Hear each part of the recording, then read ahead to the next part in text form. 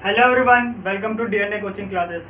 तो आज हम लोग 11th क्लास में क्वेश्चन नंबर 11th और 12th करेंगे, जो एक्सरसाइज 1.4 के लास्ट दो क्वेश्चन है। ठीक है, इसके बाद हम लोग कॉम्प्लीमेंट सेट्स पढ़ेंगे। ठीक है, तो वो बाद के लेक्चर में होगा। तो आज का लेक्चर केवल ये दो क्वेश्चन पे खत्म होगा। तो चलो देखते हैं क्वेश्चन क्या बोला गया है। 11th क्वेश्चन में क्या बोला है, if the R is a set of real numbers and Q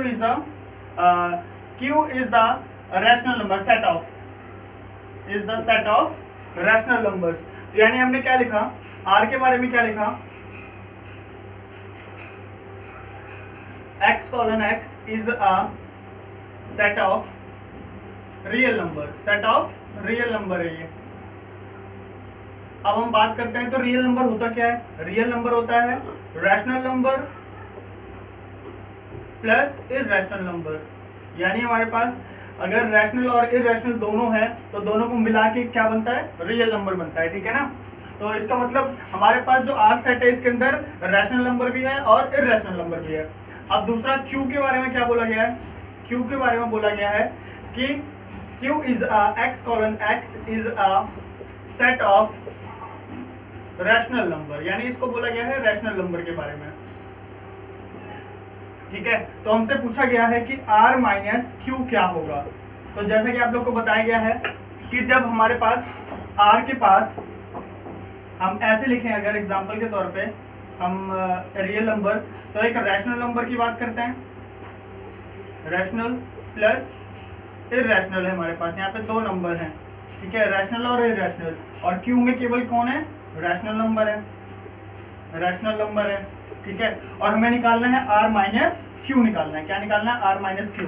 तो जो कॉमन होगा वो क्या हो जाएगा, यहाँ से इस सेट से क्या हो जाएगा, निकल जाएगा। क्योंकि जब हम माइनस करेंगे यानी रैशनल r माइनस क्यू करेंगे, r माइनस क्यू, तो जो कॉमन होगा वो क्या होगा, एलिमिनेट हो जाएगा, हट जाएगा। तो कॉमन क्या है हमारे पास, रैशनल नंबर, तो बचा क्या, इररेशनल नंबर।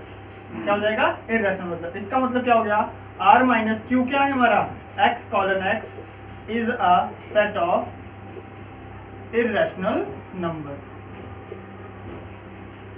Irrational number. यानी ये हमारा कौन सा सेट होगा, इररेशनल नंबर का सेट होगा। ठीक है, तो यही पूछा गया था कि r माइनस क्यू क्या होगा। तो r माइनस क्यू क्या है, x colon x is a set of irrational number. ठीक है, तो आते हैं 12th पे आते हैं। 12th में हमें क्या करना है, ध्यान से देखिए, ट्रू और फॉल्स, यानी हमें बताना है और साथ में जस्टिफाई करना है कि दिए गए स्टेटमेंट्स ट्रू है या फॉल्स है। तो सबके लिए डिसजॉइंट बोला गया है। क्या बोला गया है, डिसजॉइंट। डिसजॉइंट होता क्या है, पहले भी बताया गया आप लोग को।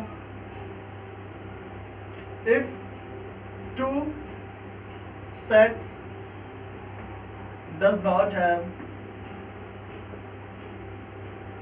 common element,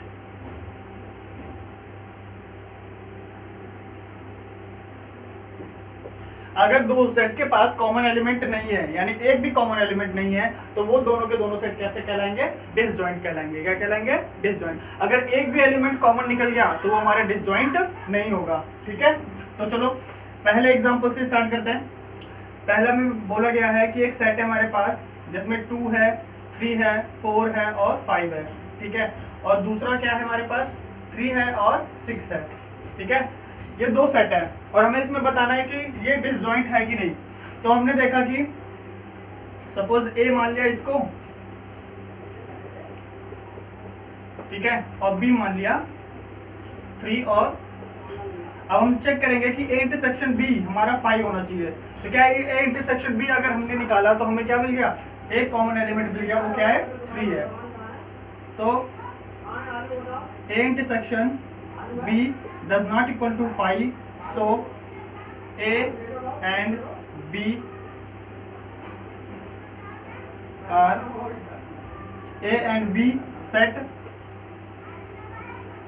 so A B A comma B is not a disjoint set, disjoint set।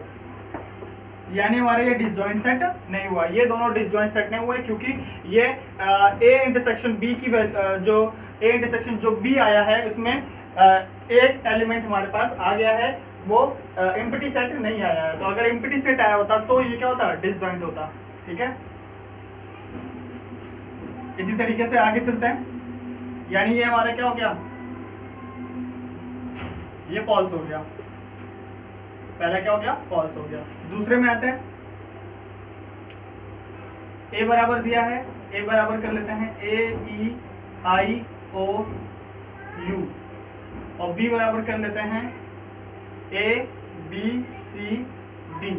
ठीक है, फिर से हम क्या निकालेंगे, A इंटरसेक्शन B।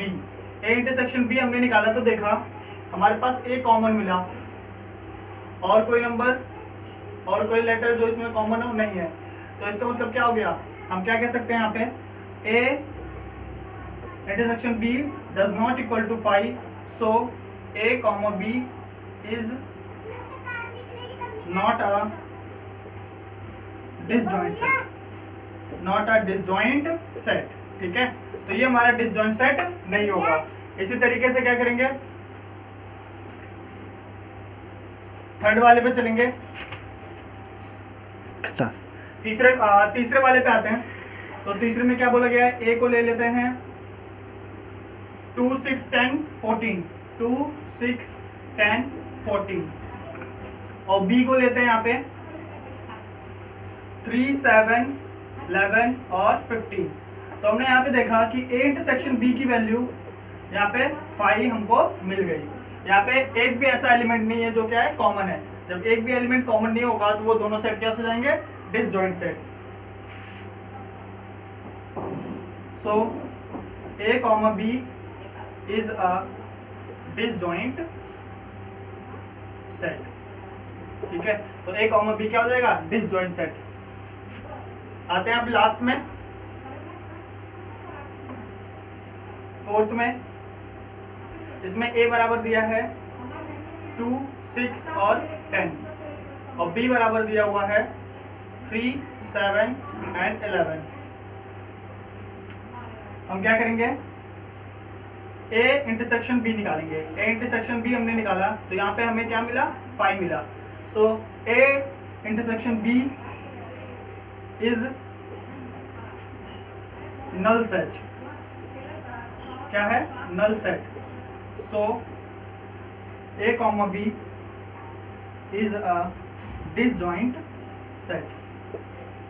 तो यहाँ पे भी हमें एक भी एलिमेंट कॉमन नहीं मिला, तो इस तरीके से A कॉमा B यहाँ पे क्या हो गए, डिसजॉइंट सेट हो जाएंगे। ठीक है, तो इस तरीके से ये एक्सरसाइज क्या होती है, 1.4 कंप्लीट होती है। ठीक है, सारे क्वेश्चन हो गए हैं। तो इसके बाद हम लोग कॉम्प्लीमेंट सेट पढ़ेंगे, तो कॉम्प्लीमेंट सेट अगले लेक्चर में होगा, तो ताकि अच्छे से आप लोग को बताया जाए और अच्छे से एक्सरसाइज कंप्लीट हो जाए। ठीक है, तो आज के लिए इतना ही। तो प्लीज़ चैनल को लाइक कीजिए, सब्सक्राइब कीजिए, शेयर कीजिए। Thank you.